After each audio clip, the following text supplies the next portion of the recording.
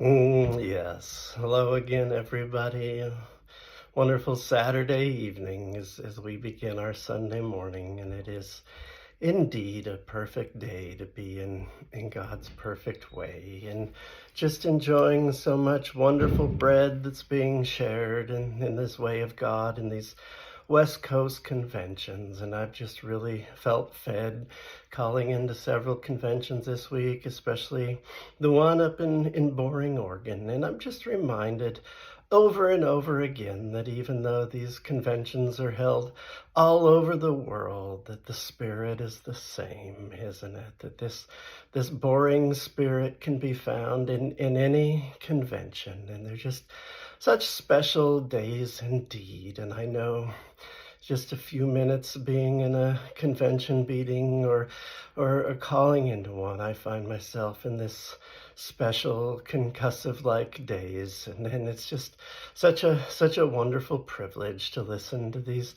workers who've given up all, these workers of iniquity that are part of this one true ministry, that they're willing to share this misery with all of us. And I was just thought I would share with you some wonderful thoughts from a brother worker, Vernon Joyce, who just had some really encouraging and uplifting things to say. Last week he shared with us when he was speaking on the crucifixion of Jesus. I'm not sure if he's actually ever spoken on anything else, but he had such a nice thought that we are the ones who deserve to be crucified, not Jesus. And isn't that nice, for thinking about if we've made mistakes or done wrong in our lives, that as humans do, that we deserve this most heinous and cruel method of execution. And I've just been feeding my heart on that. And then just this week at the Boring Convention, he had another nice thought, saying we're all special needs children, but Jesus loves us anyway. And isn't that just a nice thing to share with the friends, that we're all just incredibly stupid and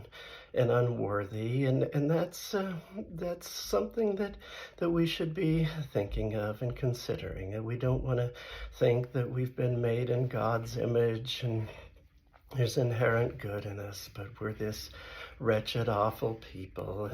And I thought I would share with you some verses, a couple nice little verses. My thoughts went to when I heard him speak on this. In James chapter 3, verses 9 and 10, it says, "Therewith bless we God, even the Father, and therewith curse we men, which are made after the similitude of God. Out of the same mouth proceedeth blessing and cursing. My brethren, these things ought not to be so." And so isn't it just, we're just so thankful that we can sit in these boring conventions and be told how dumb we are, and not about the love and saving grace of Jesus, and how that might bring about the fruits of the Spirit in our lives, that we may be encouraged to continue to have broken spirits and closed minds and heavy hearts. And so may we be ones to follow the worker more closely and obey more fervently, so that we could truly be counted in this special way. And thank you. And remember, as always, to like, subscribe, and stay off the internet.